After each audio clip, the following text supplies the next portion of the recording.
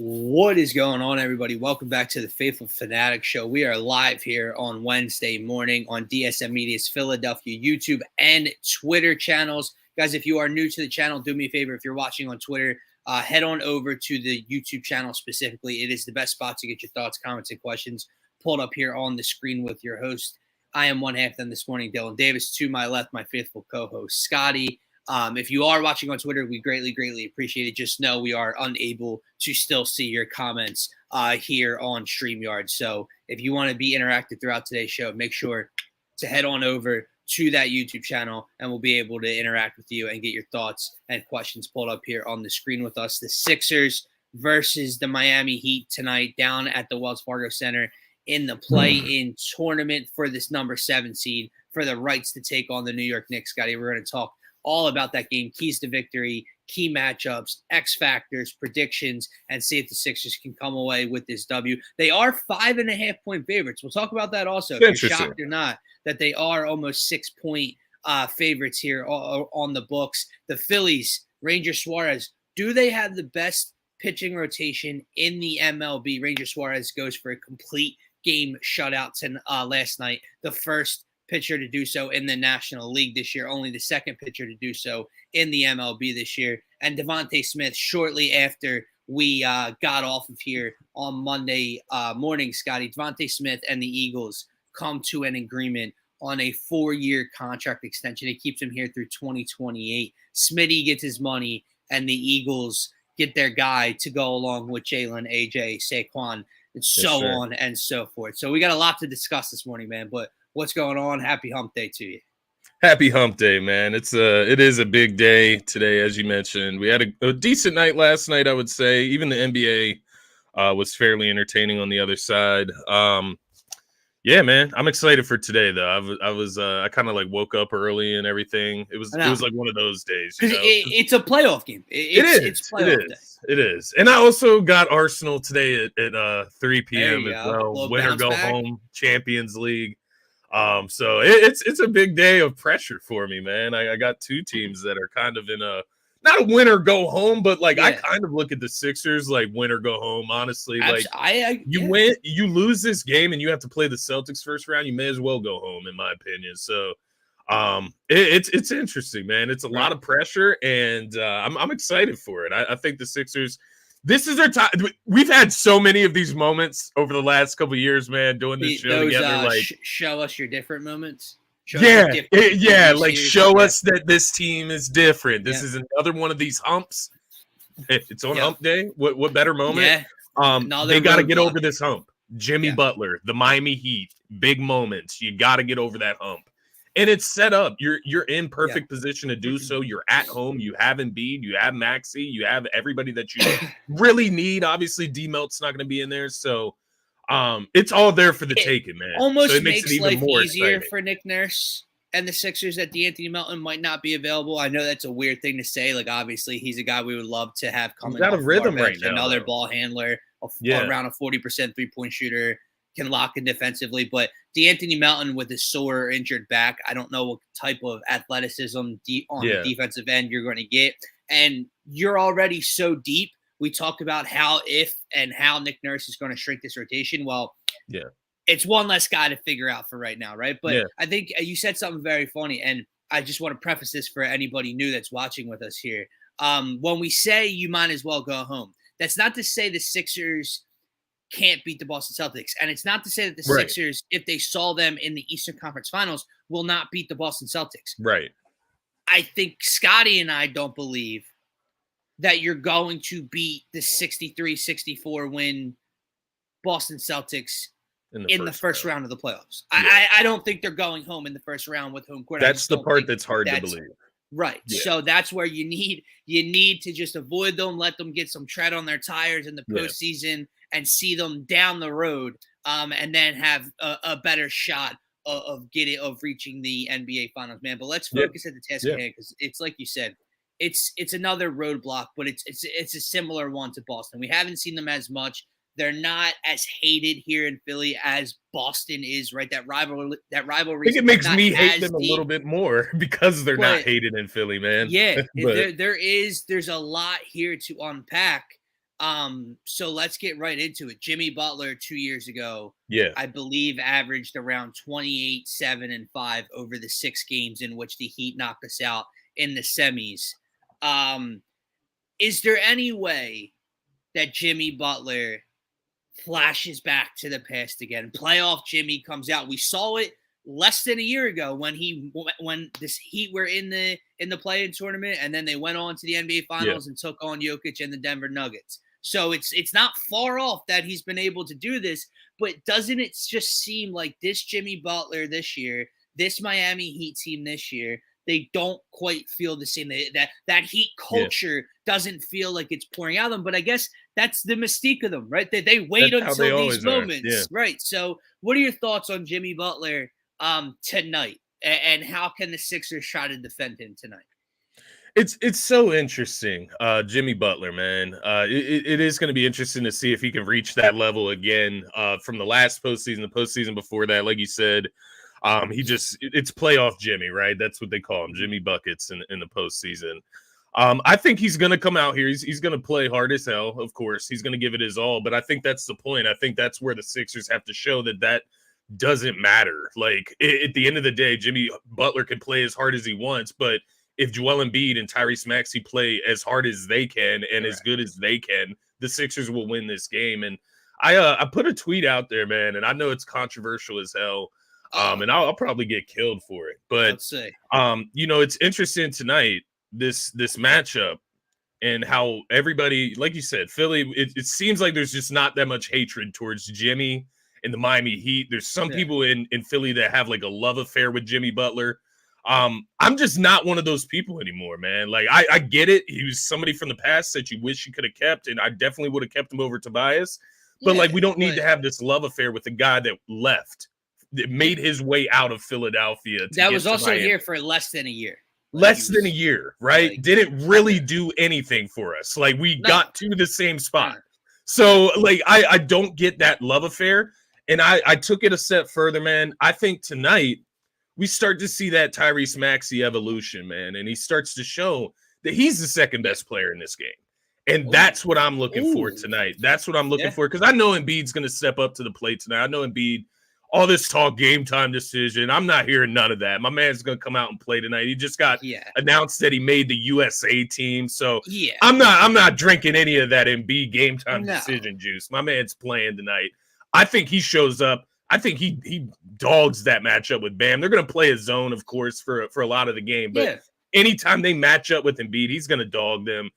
So it's going to come down to Maxey for me tonight. Can he continue to be that Miami Heat killer that we've seen for the last 3 times they've played them? And what I mean by that, it's not just his attack, but it's that he turns it on a little bit, talking shit to Caleb Martin in that last matchup just a week and a half ago. That was fairly important as well in Miami. So I'm interested to see. I want to see Maxey turn that shoulder and really put in, I call it demon mode. I know your boy McGinty back in the day, Gent, he had the demon mode, that term, man. We're going to bring it back for Tyrese Maxey because I feel like he can hit that and go head to head with Jimmy. They're not going to guard each other or anything like that, but I think he can be that guy, that attacking presence at the guard position that can match Jimmy. And we have guys that can guard him a little bit better, right? Like, we have guys like Nico Batum, smarter defenders than we've had. You have a guy that came over from the Miami Heat that played pretty well defensively against Jimmy Butler down in South Beach 2 weeks ago, like you talked about. In Kyle Lowry. So that's a good call, man. I forgot about that. I think just having different bodies to throw at Jimmy as well, different size, different statures. Like, this isn't just going to be like, this isn't going to be like Jimmy Butler gets DeAnthony Melton or Tobias Harris or George Niang coming off the bench. Like, no. Like, you're going to have size and length thrown at you. You're going to have scrappiness, like Kyle Lowry thrown at you. You're going to have a lot of different bodies and different looks thrown at you, which I think Nick Nurse is going to implement tonight. I think that's another key piece we'll get into later on, Eric Spoelstra versus Nick Nurse, and what kind of difference this looks like for the Sixers from a coaching perspective. But I love your point, kind of how to combat Jimmy Butler isn't just what you can do to him on the defensive end. Let's talk. Think about it. Jimmy Butler is the Miami Heat's best player, correct? Yeah. Joel Embiid is Philadelphia 76ers best player, correct? Yep. I think we're all assuming that Joel Embiid is going to outperform. He's going to outscore Jimmy Butler I'd like tonight, to believe that. Yes. Okay. So to your point, it's not only what you can do defensively to Jimmy. Maybe Jimmy gets 26. Maybe he gets 28. Yeah. But if Joel's already outperforming him with 30, 35, whatever, and then Tyrese Maxey takes that step in the postseason and gets you 24, 25, 26, 20, in that range. Well, now you have two guys outperforming your opponent's best player. And we've talked about this Heat team before. They're not the most skilled offensive team. They don't look like previous Heat teams, man. I know they've been scrappy and they lock in on the defensive end, and that's been more of what they've been about. But with those role players in the past, they've had shooters, right? You've had a Max Strus on the outside.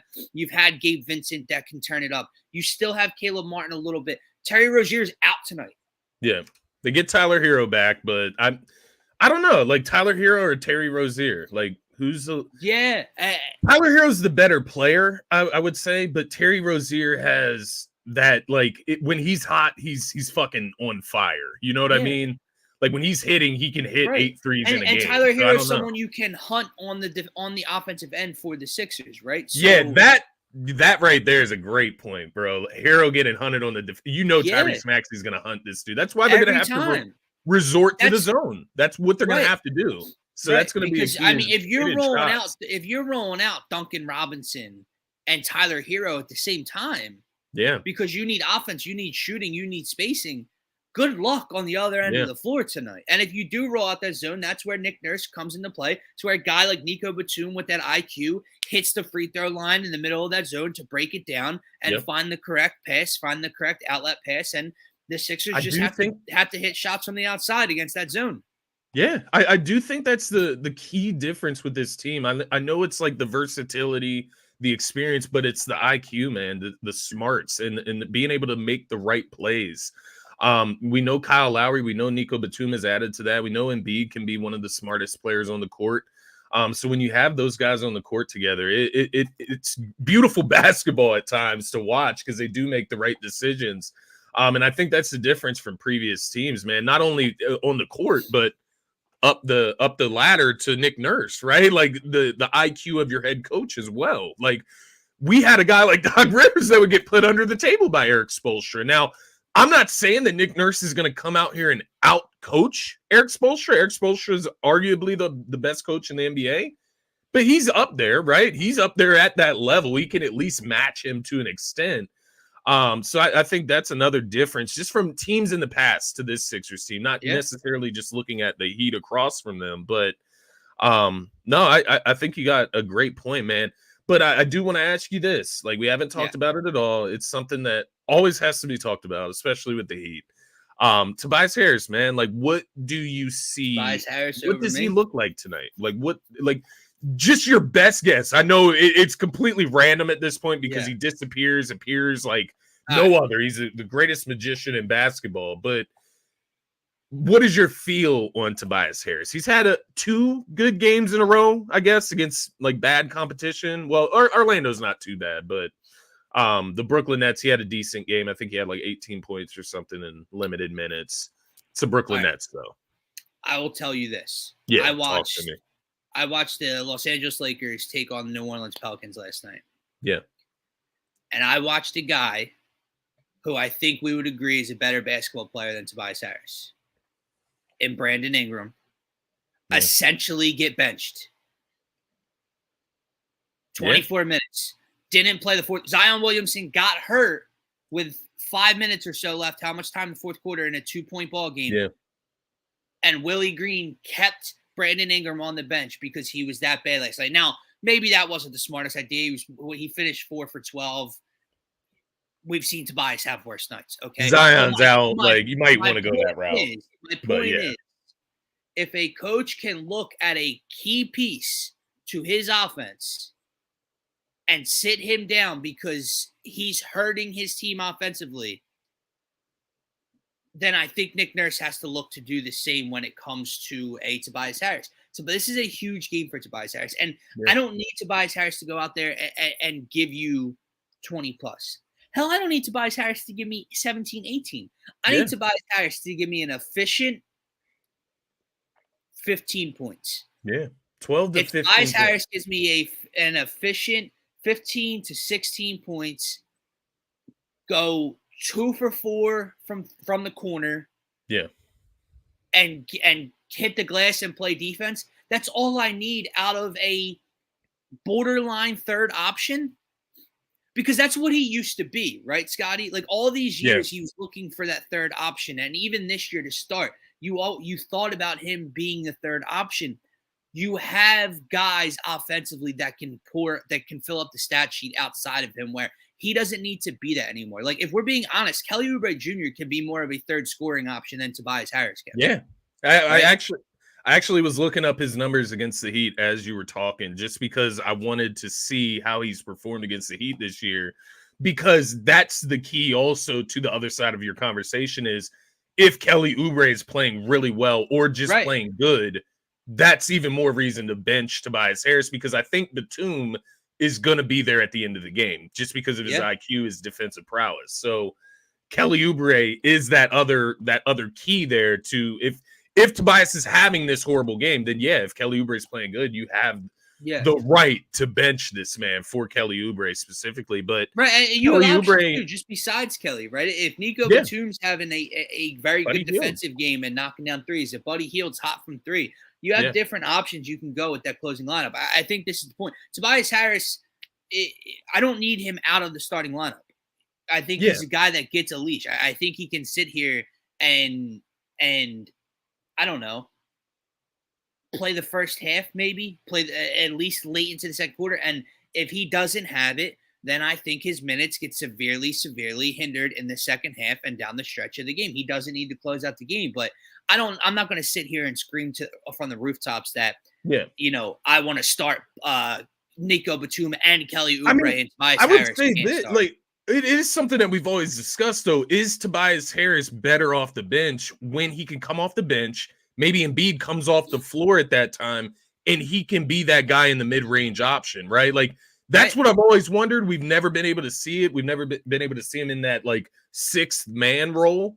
Yeah. But at the same time, the other side of that, again, I'll tell you, he's not a huge energy guy. So, like, that six-man role, I feel like you got to bring, like, a certain energy off the bench, and he's just not a huge energy guy. I'll tell you why tonight's so important, right? Because it's what we call the moment. Yeah. And I think you can stay as calm, cool, and collected as Ranger Suarez as you can try to be, right? If you're Tobias Harris, if you're the Sixers, you know what this moment means. Yeah. You know what this moment is in terms of history. You know what's coming tonight. You know the comments that have been made about you from another man wearing the opposite jersey tonight. If you shrink in this moment, that tells me everything I need to know for this playoff run. Yeah. Everything. The Sixers could win. The Sixers could win by 15 tonight. But if Tobias Harris has 5 goddamn points on 2 for 9 shooting and looks like a mess on the basketball floor, that tells me all I need to know moving forward, because this is the game that demon mode you were talking about, that dog in people, that respect that people want. This is the game it should come out. And again, it doesn't need to come out like a Joel Embiid demon mode game looks like, or Tyrese Maxey. It needs to come out like a good, efficient Tobias Harris night. Yeah. And I'll take it heading into the Knicks series that they win this game. And I agree with Chris here. Like, it's not the 15. Like, 15 is that number that you feel like Tobias should be able to get to with his skill set, but it's not a necessity. The necessity is for him to play smart and efficient, like you said, take good shots, play hard on defense. Like, we don't need to see this passive Tobias Don't be Harris. A momentum killer. Seriously. Like, my God. Missing layups, bro. Missing layups is a huge part of it. It's why I've kind of fallen back on Buddy Hield, man, because you miss layups. Yeah. That kills momentum, dog. Like, Buddy Hield missing just gimme layups. Tobias Harris missing and then what happens down the other end of the floor every time? Yeah. Yeah. You know right back. Banging a three. You're like, banging a three, and it's a 5-point swing. Yeah. No, so exactly. man. just taking bad shots. Like I said, it's the layups. I remember we were joking about it after the one game. Thank God they won. I think it was the Oklahoma City game. Joel's first one back. But, I mean, he pulls up in the mid-range, airballs a mid-range jumper. Batum gets the rebound, kicks it out, and he literally hits the side of the backboard. He misses the entire rim on a three-point attempt. Like, dude, you want to talk about killing? Like, how? How did you do that? Yeah, like just killing all of the momentum, all of the energy your team might have. That's the like thing. You can't have those moments. He does some unspeakable things sometimes, man. Like just unspeakable. Let's stop get crushing to some dude. keys, man. Yeah, let's stop crushing him.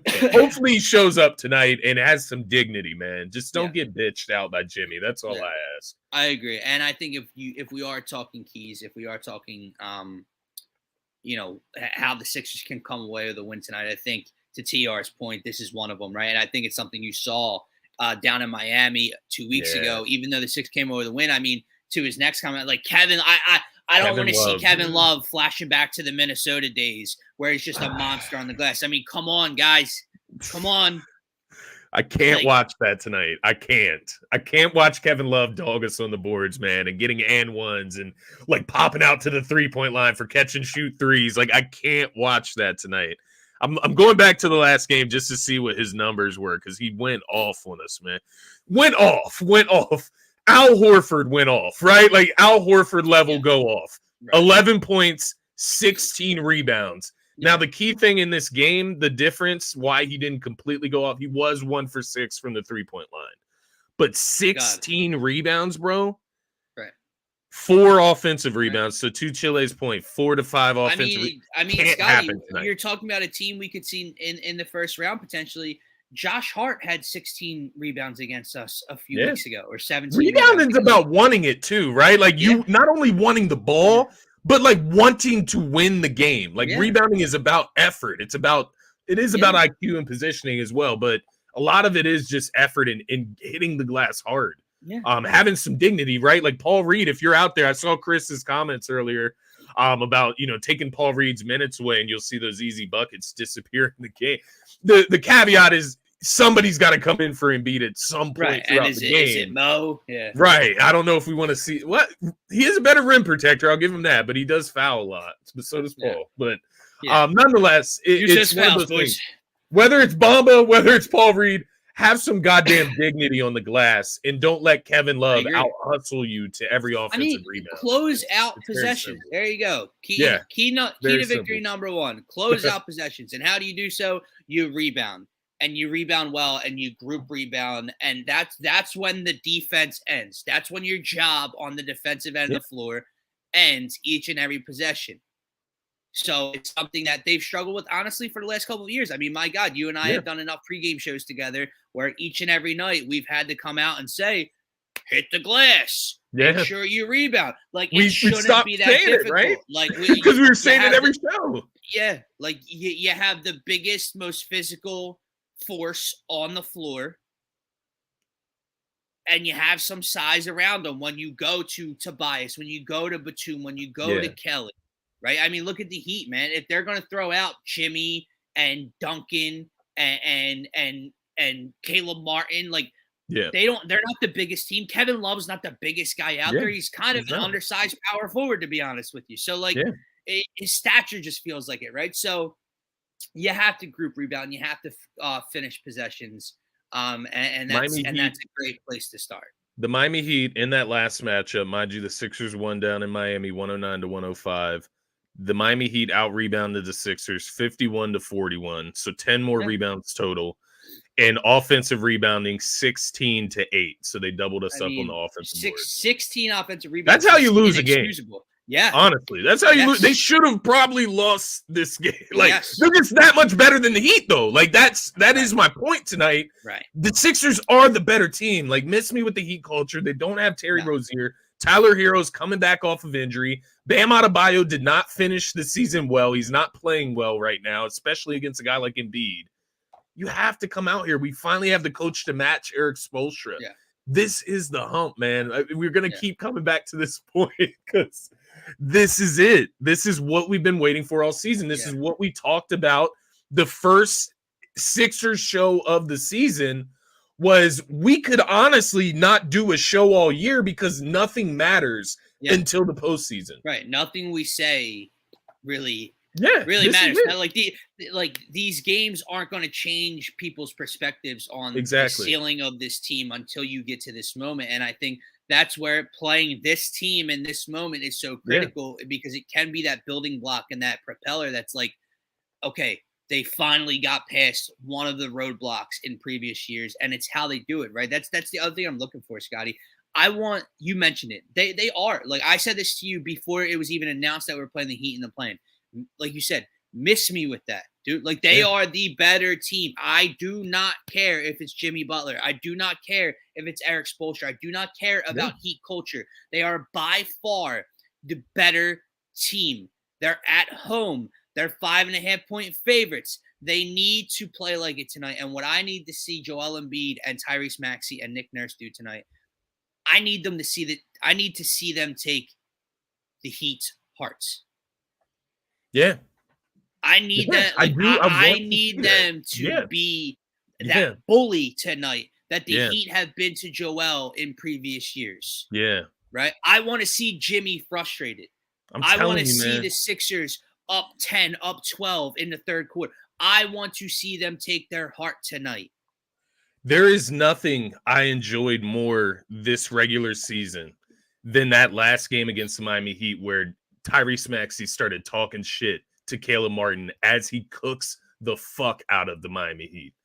That is what I'm talking about tonight. Obviously, like I said earlier, Embiid, but I'm praying that Maxey is that guy that can go beside Embiid and help lead this team to W's in the postseason against top-tier competition. Like we've seen James Harden against the Miami Heat, right? Yeah. Real quick, not to cut you off. I do have a question for you. To this comment by Chris here, talking about Joel's injury and how it could be a blessing in disguise, because he's kind of the healthiest he's been heading into the playoffs. Yep. What's more important tonight? For you to see Joel be Joel. And I'm like, Joel goes out there and gives them 43 and 15 and dominates this game. But next to him, Maxey is okay. Yeah. Or that South Beach, Miami, Tyrese Maxey, Miami Heat game. And Joel's an honest 30, 31, 32. Like, do you want to see the big fella, the best player in the world? Do you want to see him say, I'm here? This is the moment, or do you want to clarify that his running mate has arrived?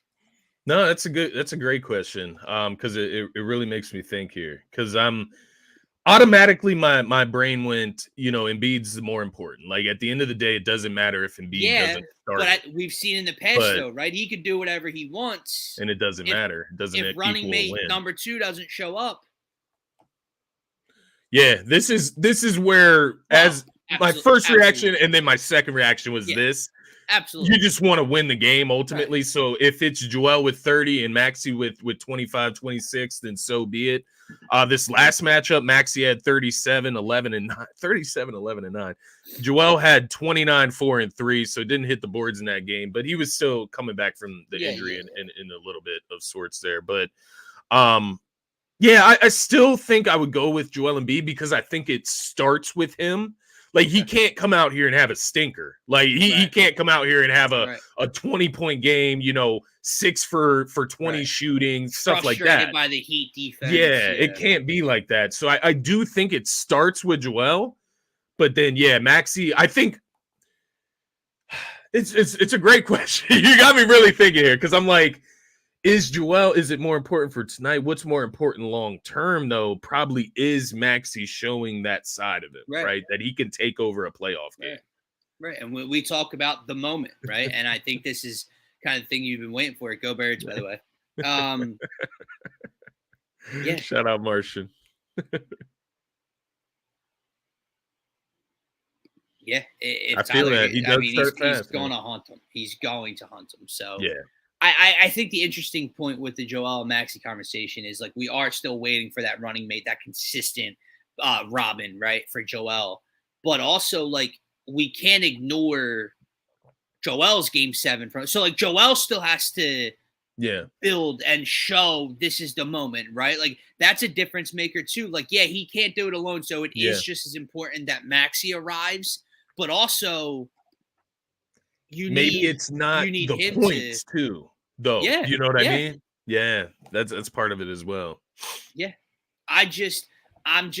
This year's been so different for me. I think I've said this to you numerous times. Like, I get it. He won the MVP last year, and we haven't really seen him, healthy in months now. Yeah. But this was the most dominant, best version of Joel Embiid I've ever seen. Efficient. And and this is where I want to see him transition into regular season dominance to postseason dominance and consistent dominance, right? So, yeah, man. He's got to get over it, man. Right here. This is his year. He's as healthy as he possibly could be going into the postseason. And he's got the best crew around him, if we're being honest, that he's had coming into the league. So, and the best head coach he's had around him, right? And they're home tonight. So like, there's no excuses tonight. Yeah, there's no excuses. I think that's the point I want to get to is like we are sitting here kind of, I guess, a little bit more calm because we are expecting the Sixers to win. But like, I think it's being understated, like that they need to win this game. Like if there are any Sixers fans out there, casual or hardcore, that are sitting here okay with the safety net that they have another game to play on Friday night to still make the playoffs, I'm not rocking on the same boat with you. It's to me, it would be an inexcusable loss, period. Like you're the better team, you're at home, you're healthier. It would be an inexcusable loss from that standpoint. And we know what's waiting for us, even if you win Friday night, compared to what's at stake if you win tonight. And brother, this is a must win. You don't want to go into like a win or go home, like for real situation against like I get it. You should definitely beat the Hawks or the Bulls, and I'm not scared of them at all. I'm not scared of these teams at all.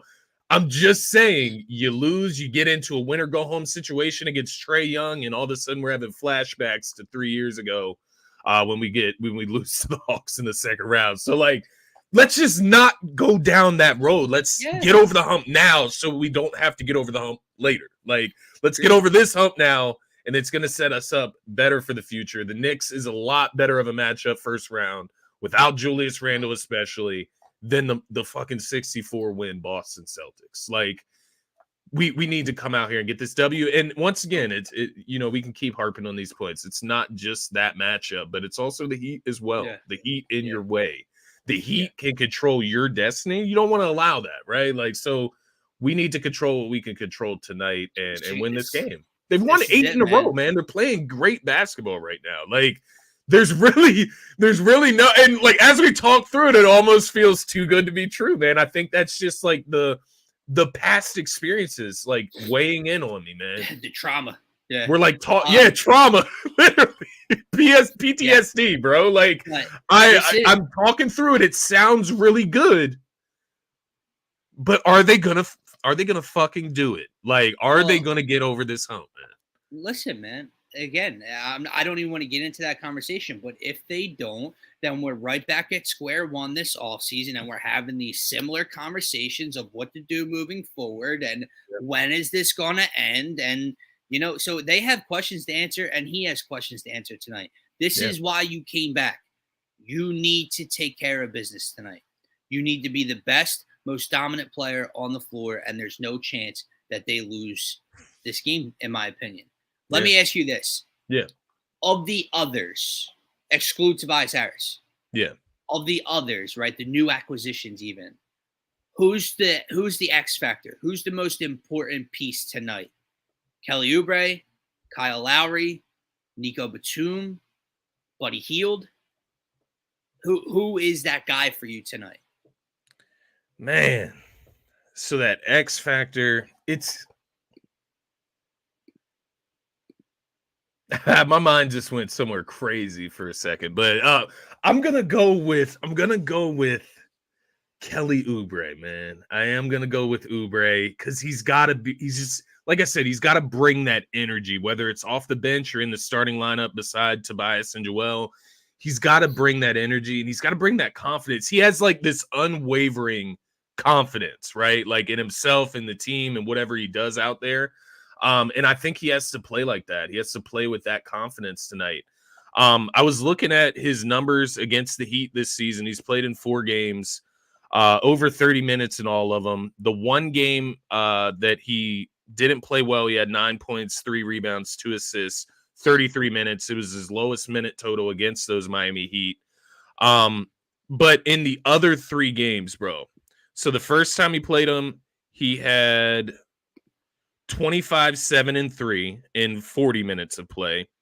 The third time he played, so the second time he played him, that was the bad game. The third game that he played against the Heat, he had 22, 11, and 3 in 39 minutes. And then this last matchup against the Heat, he had 18 points, 8 rebounds, 2 steals in 41 minutes. So he can be that guy against the Miami Heat that can be that third, that co-star to Maxey and Embiid. And he can be that third wheel that can help them get to this W today. So I would have to go with Oubre, but my mind did go to different guys because I am thinking about that rebounding aspect. Right? How can impact rebounding. I agree. Or in the zone, right? Where Nico Batum or Kyle Lowry plays a huge factor. But like I think to the Kelly Oubre point, it is the fact that he is the guy of those couple that can take over the game. Yeah. Right. From a scoring perspective. As weird as that sounds, Like Kelly Oubre can give you a 9-0 run by himself. Yeah. Right. He can grab boards too. That's the one underlying factor in these games. 7 rebounds, 11 rebounds, 8 rebounds in those 3 good games he had. So I'll tell you what I'm looking for Kelly Oubre tonight. Yeah, I feel that. That IQ. Smart shots specifically. Yeah. Yes. Smart shots. When to be aggressive, when to not, right? Like we know that Kelly wants to throw an oop or catch an oop at certain points and the ball sails over their heads and goes out of bounds and it's a waste of possession. You can't have those things happen tonight. So if Kelly Oubre can learn from Joel Embiid, learn from Nico Batum, learn from Kyle Lowry, all these vets on this team, and package that scoring ability and that athleticism with a high basketball IQ in a playoff moment, that's what I'm looking to see tonight, right? Does Kelly take too many threes or does he do what he does best and kind of put the ball on the floor tonight? That's only shoot when he's open or if he's hot from 3.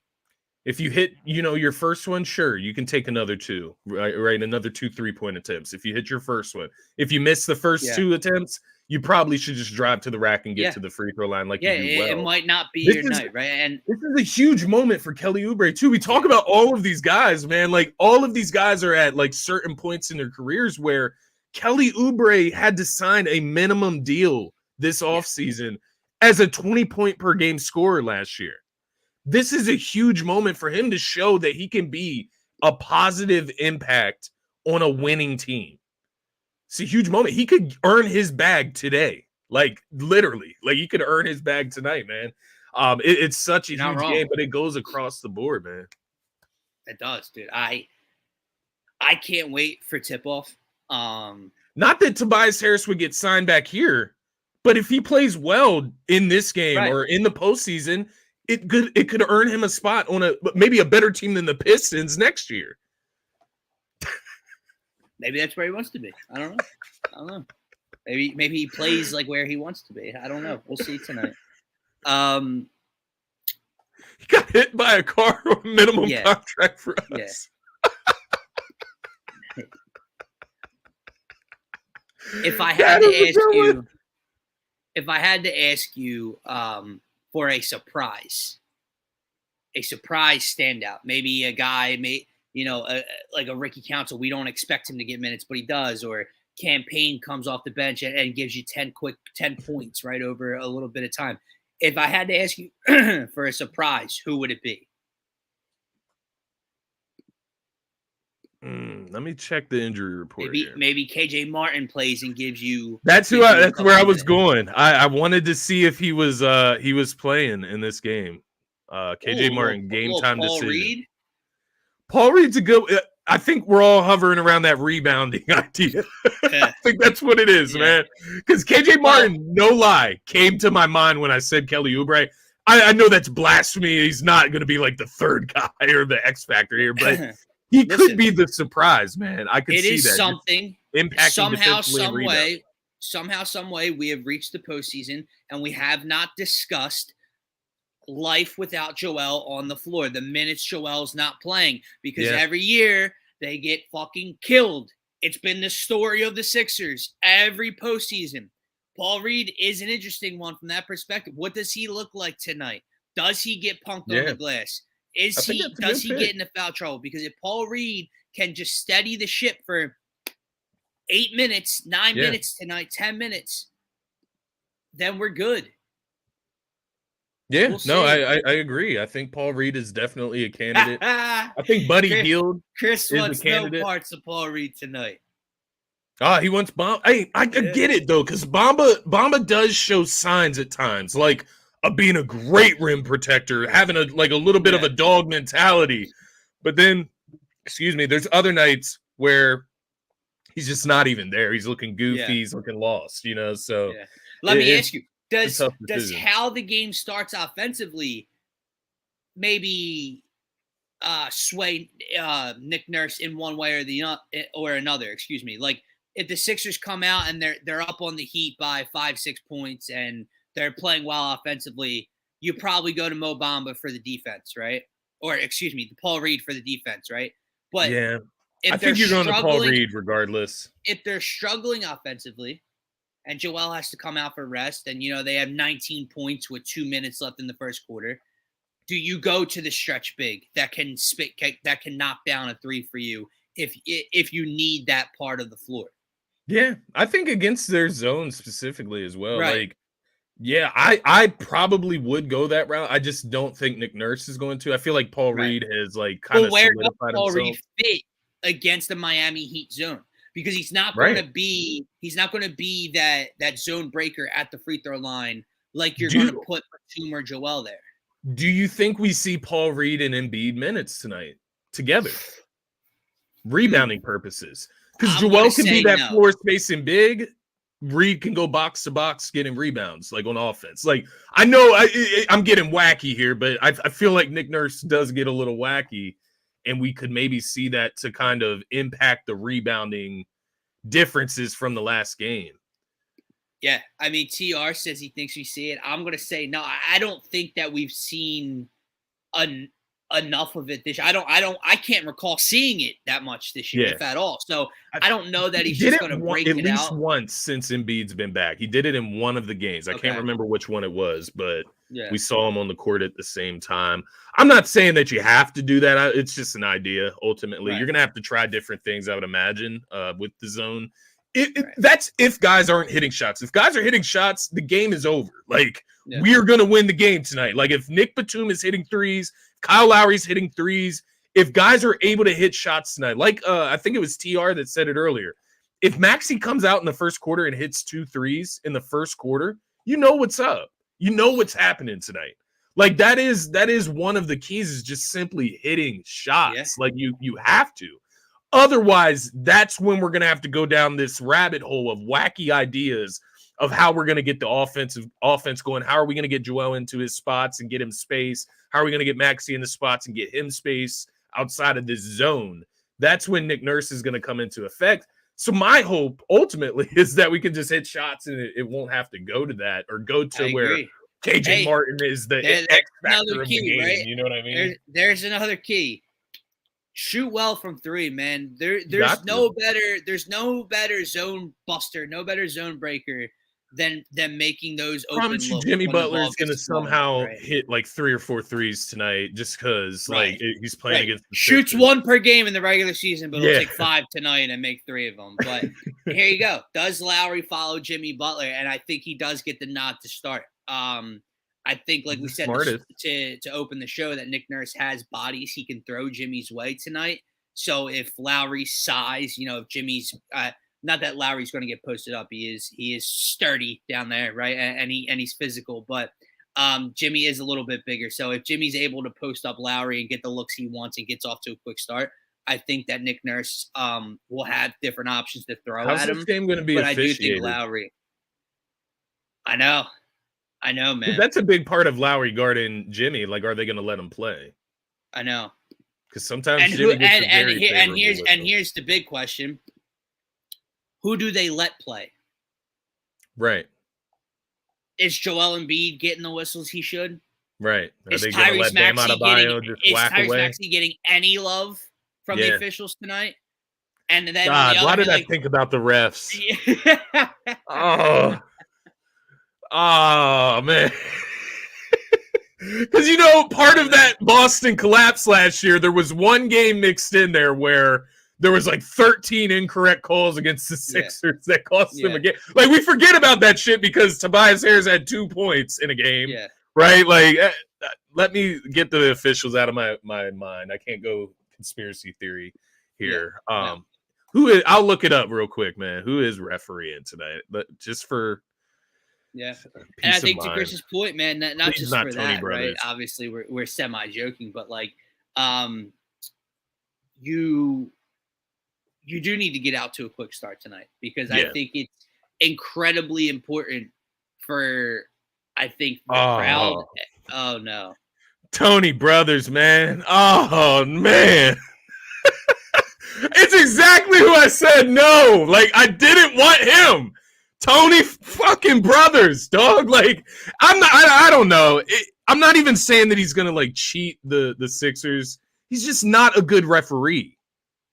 Like, man. Tony Brothers, Bill Kennedy, Mitchell Irvin. Trying to see the rest of them. And Brent Barnaky. I've never heard of him, but Tony Brothers, man. You only need to know one name, and it's the man with the eyebrows. That's all you need to know. Motherfucker. Dude. Making me curse on here. God. Right. Maybe it'll go our way. That's what I'm hoping. I'm hoping that maybe we just get the fix or, we could just hope that they just do their correct jobs. Do their jobs. Just do what you're supposed to do tonight, right? When things get reviewed, that's the point of the review, right? Of the video. Maybe come away with the correct call after the review. Don't stand by your bullshit call that later gets still over-reviewed by the NBA and tweeted out that it was like, I don't understand that. How do you make a call? It's incorrect. Coach's challenge. We review it. You still stand by it as it's incorrect. And then the NBA comes out afterwards and admits that it was incorrect. Right. Explain that Clippers game that cost us a higher seed not being in this situation, by the way. Yeah. It's incredible.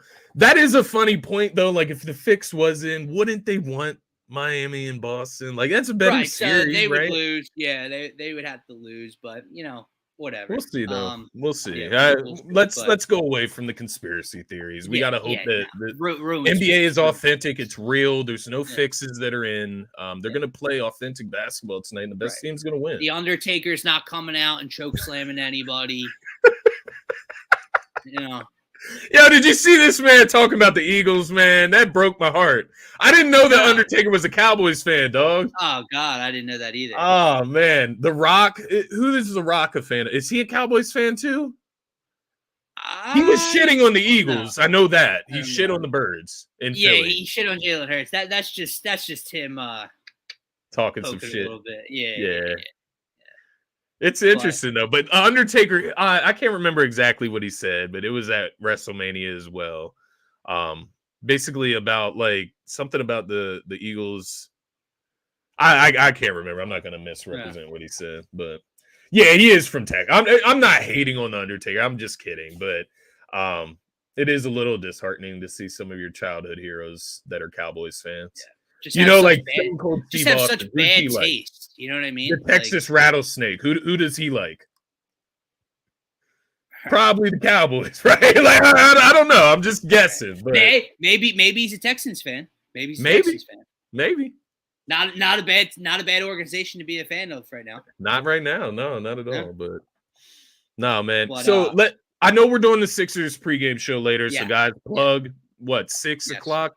roughly later. Yeah, it sounds good. Do we want to pick winners now? Do we want to pick winners later? We'll do that tonight. Let's do that tonight. I think everybody watching can real probably guess the victory where we're going, but yeah, we'll get a little more in depth with keys and matchups and stuff like that. But like, do the Sixers cover the spread? That might be the better question here. Yeah. They might just have to, Scotty. Maybe a best bet. Yeah, I'll have to look at that team total too. But yeah, so we are going to be live tonight for Sixers pregame live. That will be exclusively on the YouTube channel, guys. So if you are watching on Twitter right now, if you're enjoying the content, if you want to tune in for the Sixers pregame show, make sure to head on over to the YouTube channel, subscribe, check us out tonight around 6 p.m. and we'll get ready for Sixers Heat tip-off. But before we end the show, Scotty, we do have a couple more topics to get to tonight, or today, I should say. Ranger Suarez. Cy Ranger. What's better? Cy Ranger or Cy Suarez? What's Cy Suarez? I like Cy Ranger. Yeah, Cy Ranger sounds a little better. Complete game shutout last night. Unbelievable to start the year. Like I can't even. There were people in the off season that were talking about this breakout year for Ranger Suarez. Yeah. And kind of joking with the Cy Young stuff. And I still am joking with Cy Young stuff. I don't think that the number 3 in the rotation is going to be a Cy Young Award winner at the end of the year. But I mean, he has been lights out, and you add him into the mix of this rotation, man. Zach Wheeler doesn't have a win still, and he's been outstanding outside of a grand slam against Pittsburgh Pirates. Aaron Nola had a very, very, very bad first start against the Atlanta Braves. It's been really good since. Spencer Turnbull has given up like 2 runs over 3 whole starts. Christopher Sanchez has been his fine, normal self that he was last year. Is this the best rotation in baseball? And I think the answer is, without a doubt, yes right now. Right now, yeah. I think it's hard to argue. There's a lot of longevity that has to be kind of, looked at with this Phillies rotation, right? Like, can a Spencer Turnbull keep this up? Can Ranger stay healthy? Is Nola going to remain consistent? All these different question marks. Taijuan Walker is making his way back. Do they put him back in the rotation? Who's the odd man out? Different things like that. But yeah, the numbers tell you they are right now. They are first in just about, if not every pitching statistic across the majors right now. And I think it's a point you brought to me earlier before the show as we were talking through topics, but you said it. I'll give you credit for it. If we're gonna sit here and hold so much weight on how the lineup is starting the season and where they're at, and make these declarations on Nick Castellanos and other guys in the lineup, right? Then we can do that with the pitchers as well when they're playing really well to start the season. And I think that's the fairest way to put it right now. Like, when you look at the numbers, they are the best in baseball right now. And if the lineup can just meet them in the middle somewhere, this team is going to be really fucking good. Yeah. So I do feel you, man. Ranger Suarez, he's just got a different type of like calmness on the mound, man. Bro. He's so different. He can have fun too. It's weird, bro. Yeah. It's weird to like have fun under pressure, catch balls like behind your back and shit. I don't know, man. He's like a different in the middle of the game. He had a runner on first, no outs or 1 out, whatever the scenario was, and he bobbled the ball for the first time. Like it would have been a double play if he catches it cleanly. He bobbles the ball, and it's like, whatever. He just turns, like, takes his time, no stride, boom, whips it over to first. Dude's out at first. Like, so he didn't get the lead runner. He didn't turn 2 on that play, but just like most guys would crack there. Most guys would fumble the ball again and, overthrow the first baseman or underthrow the first baseman and spike it. Like, no, he just remains same, calm, cool, collected. He did it to end the game, right? Like, no better way to end that Rangers start than that ground ball out to him. He's the man. But like you said, like, it's the same thing with the Sixers, and like we do it every year. Like, for the people that want to be negative, you have to allow for the positives. Yeah. So you can't say like it's this person's fault for this, this, and that, but then not give people credit. So that's what I'm kind of trying to do with the lineup and the pitching here is like 18 games in, we're harsh on the lineup to start, and rightfully so. Like it's been really, really ugly. But if you're gonna be harsh on one aspect through 18 games, you have to give credit through 18 games. Exactly. And that's where the pitching comes into play tonight, or right now for this team. And to kind of wrap it all together, to bring the lineup here, because Bryce did finally homer last night. He had an RBI double as well. He seems to, he's starting to get around on balls and drive them into the gaps and stuff. Put him on a rope. Trey's been hitting well as well. Yeah. They're 10-8. And on Monday, I was very frustrated with them, just purely off of this lineup. And then they came out and only scored 2 runs against the Rockies on Monday night and won in extra innings. And it's a win, but it's still not good. And then they win last night, whatever. Yeah. This is their best start to a season in 5 years. It's crazy. They are 2 games over 500. If they win tonight, they're 3 games over 500. That would be through 19 for the division lead right now. They will be 3 games over 500 through 19 games. It took them 71 games into June last year to crack 3 games over 500 for the first time on the season. That's crazy. So that's where I'm trying to all right, breathe, man, because it does feel inexcusable when the lineup looks as putrid as it has. Like, there's no reason all of these studs should be batting a $180, a $190, and go through these stretches against the Colorado Rockies, against a dude in Cal Quantrill, and score 1 run against him and have to win 2-1 in extra innings. It feels inexcusable. Yeah. But on the other hand, it does feel like, my God, this is their best start in X amount of years. They're over 500, blah, blah, blah. The pitching's this good. Imagine what happens when. Imagine what happens if. And with this lineup. And that's where, man, I am trying to relax myself and just take these ugly wins right now. Yeah. Because these ugly wins are going to turn into masterpieces at some point soon. And I think it's tough when the season first starts, especially when there's 162 games, in a total season. But you start off the season, bro, against the Nationals, right? And you drop one of those games. Well, you didn't start the season against the Nationals, but I'm just saying one of the more recent series against a bad team, right? The Nationals. You drop one against them. That's one you would like to see the Phillies sweep. Then you go down the line to the Pirates, right? And the Pirates right now have a pretty good record. Maybe the Pirates are just good, right? You split the series with them in a 4-game series. Then you get to the Rockies. My point is, I just watched the Dodgers play the other night. They were in DC and they lose to the Nationals. At home. In LA, excuse me. So it wasn't even it was a late game, so that makes sense. But nonetheless, it's the LA Dodgers, this super team, this all-star team that everybody's, capped over the offseason as the champions already. They lose to the net. My point is, you don't have to overreact to that.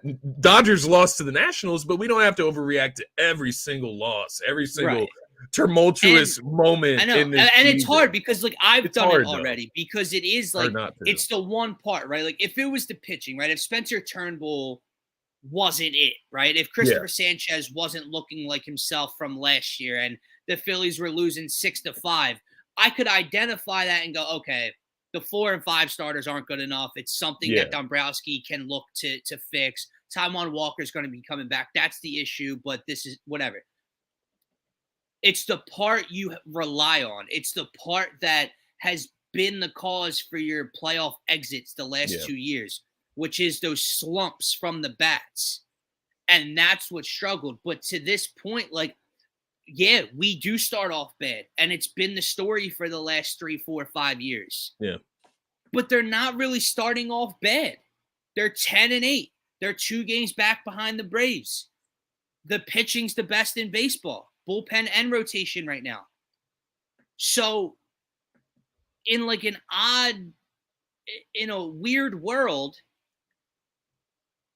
they're not off to a bad start, but it feels like they're off to a terrible start.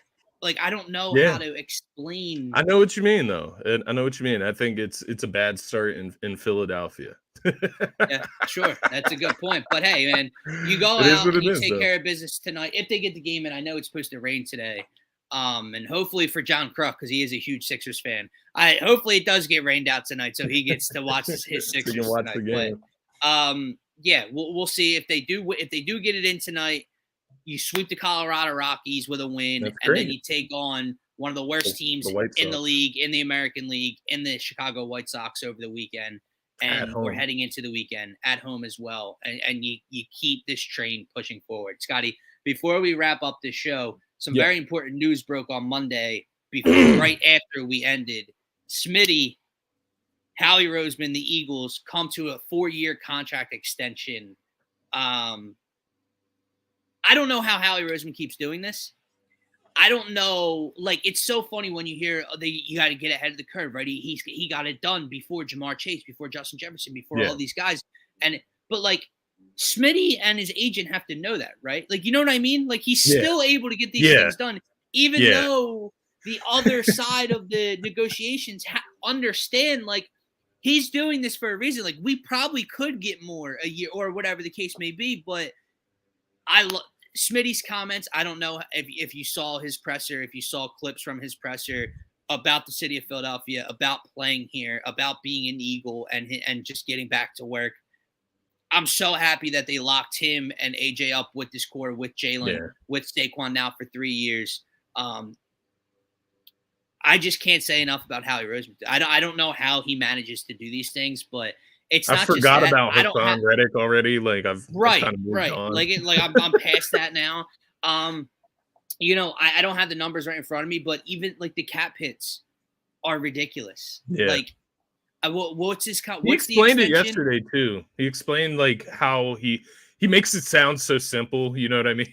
Like with the way he allocates the money over the contract. Like he broke it down. I'm not going to try to repeat it because I'm not a whiz like him, but It is interesting. It's reassuring that we get guys like Smitty locked up, guys like Landon Dickerson, these future stars, Jordan Mailata, right? We're giving the guys that are the key focal points of this team going forward the money that they deserve. And, you know, listening to Howie Roseman even talk about the Hassan Reddick situation yesterday, you start to understand, man. I know it's not the answer people want to hear, but money, it has to go somewhere. And there has to be a limit, a budget to the money. Like that's just the way it is, right?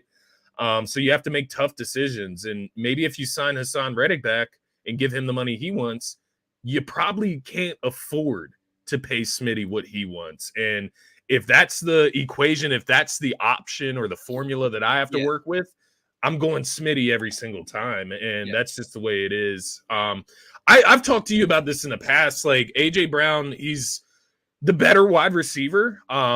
He's the more volatile personality, I would say, though. And that's no disrespect to A.J. Brown. I think he's a very misunderstood player, especially from listening to some of his more intricate interviews. You start to understand him more. And I don't mean to say this to, like, discredit A.J. Brown. It's more to just prop Smitty up because he is just such a go-to-work, put-on-his-hat type of dude. Like, he doesn't talk a lot at all. Like, he doesn't show a ton of emotion outside of when he's fired up. And that's what I love about Smitty. It's not that I'm asking AJ to shut up or anything like that. It's just I do like Smitty's personality. I like the way he approaches the game and the way he approaches the media and everything else. So I'm happy to get him locked up. I'm happy to have our offensive core locked up. Obviously, Jason Kelce moving on. You needed to lock these guys up because you need some stability around these young guys. But I will say this, man. The pressure is on. The pressure is on. It's been on. But it's turned up even further now because if you come out of this era of Devontae Smith, A.J. Brown, Dallas Goedert, Jalen Hurts, Saquon Barkley, and you don't have a Super Bowl trophy, that is the biggest failure in Eagles history. I don't know what type of span you want to put that era on, 5 years, 4 years, 3 years, whatever the case may be. 3, 5, 10 years we look back, and this team didn't have a Super Bowl win, it's going to be disgusting to think about. So we need to capitalize over these next couple of years. And hopefully next year, like, let's capitalize as soon as possible on this talent that we have on this team, man, and make the most of it. I can't wait. Look, we have Sixers playoff basketball tonight. The Phillies are less than 20 games into their season. There's a lot to look forward to, but there is nothing like training camp hitting your television, and they're reporting and you know, whatever. You just have NFL Network on in the background throughout the day and whatever the case. There's nothing like getting that time back. Yep. So it'll be here soon. The NFL draft will be here very, very soon. So we're going to start looking into that this week and next week as well for you guys. But guys, that's going to wrap up this Wednesday edition of the Phaithful Phanatics Show. Again, if you are watching live on the Twitter channel, do me a favor. Head on over to the YouTube channel. Hit that subscribe button. We greatly, greatly appreciate each and every one of you. And it's where you can find the home of DSM pregame live, where we will be live tonight at 6 p.m. kicking off Sixers Heat pregame show. So come join us. Give us your thoughts, comments, and opinions for tonight's game and predictions as well. For myself, for Scotty, have a great rest of your day. Peace, everybody. Happy home.